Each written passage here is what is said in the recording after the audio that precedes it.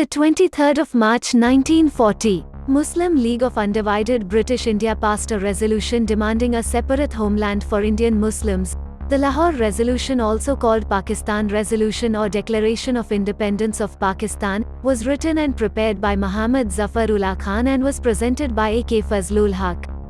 The resolution said, the geographically contiguous units are demarcated regions which should be constituted, with such territorial readjustments as may be necessary, that the areas in which the Muslims are numerically in a majority, as in the northwestern and eastern zones, should be grouped to constitute independent states, in which the constituent units should be autonomous and sovereign. The All India Azad Muslim Conference gathered in Delhi in April 1940 to voice its support for an independent and united India, in response to the Lahore Resolution. Its members included several Islamic organizations in India. The pro-separatist All India Muslim League worked to try to silence those nationalist Muslims who stood against the partition of India, often using intimidation and coercion. Though the formal declaration of separate state was made in Lahore Resolution in 1940, the two-nation theory was already established in the mind of Muslim scholars in as early as 1887, when the founder of Aligarh Muslim University, Syed Ahmad Khan, once famously declared that Hindus and Muslims belongs to two different nations. The two-nation theory later consolidated by the British when in 1905 they divided the Bengal province in religious line in the pretext of administrative purposes. This move was vehemently opposed by Hindu organizations, whereas Muslim intellectuals saw this as opportunities and supported the British move.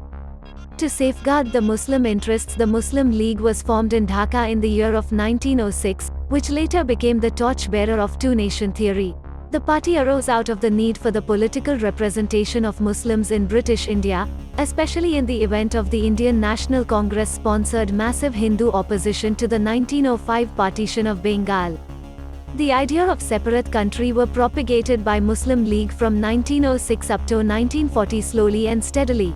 The Muslim League's insistence on separate electorates and reserved seats in the Imperial Council were granted in the Indian Councils Act after the League held protests in India and lobbied in London.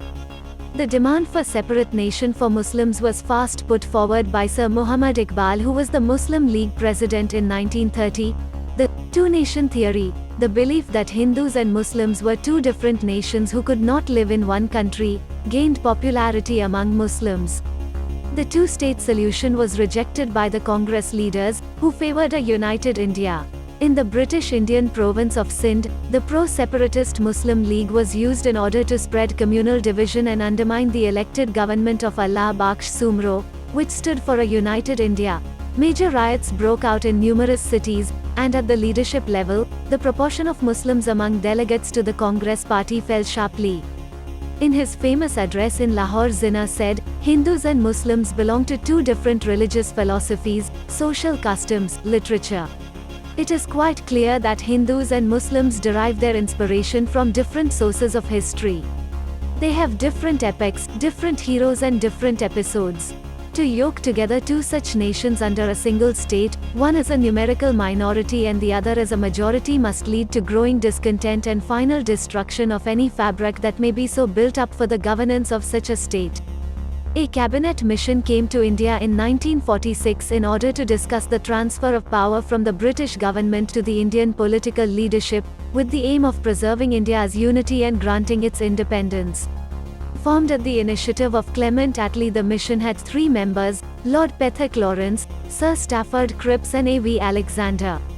The cabinet mission plan, formulated by the group, proposed a three-tier administrative structure for British India, with the federal union at the top tier, individual provinces at the bottom tier, and groups of provinces as a middle tier. Three groups were proposed, called Groups A, B and C, respectively, for Northwest India, Eastern India, and the remaining central portions of India. The plan lost steam due to the distrust between Indian National Congress and the Muslim League, and the British government replaced Lord Wavell by a new Viceroy, Lord Mountbatten, to find new solutions. To achieve Pakistan and impose on Congress that he could not be sidelined, he resorted to calling for his supporters to utilize direct action to demonstrate their support for Pakistan. Indian Muslim League announced a general strike on the 16th of August, terming it Direct Action Day, to assert its demand for a separate homeland for Indian Muslims out of certain northwestern and eastern provinces in colonial India. Calling for Direct Action Day, Muhammad Ali Jinnah, leader of the All India Muslim League, said that he wanted either a divided India or a destroyed India. The Muslim League Chief Minister of Bengal, Hussain Shahid Suharawadi, requested Governor of Bengal Sir Fred Rakbaros to declare a public holiday on that day. The Bengal Congress protested against the declaration of a public holiday, arguing that a holiday would enable the idle folks to successfully enforce hartals in areas where the Muslim League leadership was uncertain. Congress accused the League government of having indulged in communal politics for a narrow goal. On the 14th of August, Kiran Shankar Roy, of Bengal Legislative Assembly, called on Hindu shopkeepers not to observe the public holiday and keep their businesses open in defiance of the hartal. However, the League went ahead with the declaration, and Muslim newspapers published the program for the day. However, what followed was the worst massacre in the history of British undivided India, which was supported by government machinery of the state. Some of the historians even claimed that the massacre of Bengal was pre-planned, as is borne out of the fact that special coupons for gallons of petrol were issued in the names of Muslim League ministers. The petrol was used to make bombs by Muslim League goons.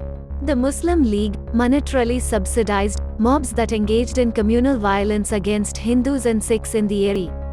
The Muslim League government took a direct part in organizing the Muslim attack, and it was alleged that even the chief minister himself shielded notorious ruffians of Calcutta. The streets were strewn with dead bodies, small children were hurled down roofs, some boiled in oil, others burnt alive. The unabated killings resulted in over 10,000 killed in Calcutta alone, 15,000 injured. Records say that many bodies were thrown into underground sewers, the Ganga and city canals. Suharawadi called in the army after 2 days when the Hindus started retaliating. After the Kolkata massacre, the Noakhali riots were a series of semi-organized massacres, rapes and abductions, combined with looting and arson of Hindu properties, perpetrated by the Muslim community in the districts of Noakhali in the Chittagong division of Bengal in October-November 1946, a year before India's independence from British rule. After the Kolkata and Noakhali massacre, the Indian National Congress accepted the fact that India should be partitioned in religious lines. Hence, as per partition plans, the Bengal Chief Minister Hussain Shahid Suharawadi wanted the complete Bengal province as a separate state for Muslims. Suharawadi, along with few other top Bengal politicians and tacit support from Jinnah, argued for a united Bengal, independent from India and Pakistan. Suharawadi had realized that the partition of Bengal would mean economic disaster for East Bengal, since all jute mills, coal mines and industrial plants would go to the western part of the state. Suharawadi argued that if Bengal was to prosper economically, it had to stand independent and in charge of its own resources. There was also the factor that Calcutta, which was the largest city in India at that time and the commercial capital of the country, would go to the western part, were partitioned to happen. Dr. Shyama Prasad Mukherjee, president of the Akhil Bharatiya Hindu Mahasabha between 1943 and 1946, was one of the strongest voices who opposed the United Bengal plan of the Bengal Provincial Muslim League leader and Prime Minister of Bengal Suharawadi. For Mukherjee, the idea of a united Bengal was not appealing because he believed that a sovereign undivided Bengal would be a virtual Pakistan. Dr. Mukherjee spearheaded a fierce attack against the United Bengal scheme, which he thought would force Hindus to live under Muslim domination. In a letter to Viceroy Mountbatten, he argued, if ever an impartial survey is made of Bengal's administration in the last 10 years, it will appear that Hindus have suffered not only on account of communal riots and disturbance, but in every sphere of national activities, educational, economic, political and even religious. He further defended the partition to the Viceroy by drawing upon Jinnah's two-nation theory. He argued that since according to Jinnah Hindus and Muslims are two separate nations and Muslims must have their own state, therefore Hindus in Bengal, who constitute almost half of the region's population, may well demand that they must not be compelled to live under Muslim domination. Eventually, the idea of a united Bengal failed to garner sufficient support from among the Muslim League and the Congress, It also did not find sufficient support from the grassroots as most Hindus favored the partition of Bengal. Number of rallies and conferences organized by Hindu Mahasabha held up to June 1947 before Mountbatten announced the plan of partition of Bengal on the 3rd of June same year. Dr. Shyama Prasad Mukherjee further clarified that the movement for the partition of Bengal was not directly related to the partition of India. Even if Pakistan was not created, it was necessary to partition Bengal for the safety of the Bengali Hindu people and their culture. Dr. Mukherjee had called a general strike in Bengal on the 23rd of April demanding against the inclusion of the whole of Bengal into Pakistan. Mukherjee not only mobilized public opinion in favor of the partition of Bengal, he also got eminent persons from all walks of life to support the demand. Most crucially, Mukherjee met Viceroy Lord Louis Mountbatten and convinced him to formulate what came to be known as the Mountbatten Plan. Under this plan, Sikhs, Hindus, and Muslims in Punjab and Bengal legislative assemblies would meet and vote for partition. If a simple majority of either group wanted partition, then these provinces would be divided.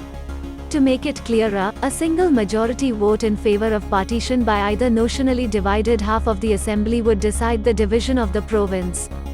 As per the plan, on the 20th of June 1947, members of the Bengal Legislative Assembly cast 3 separate votes on the proposal to partition Bengal. First, a joint session of the House voted against joining the Indian Union. After this, members of the Muslim majority areas of East and West Bengal held a separate session where they voted overwhelmingly against partition of Bengal. Instead, inclusion of the whole of Bengal in Pakistan.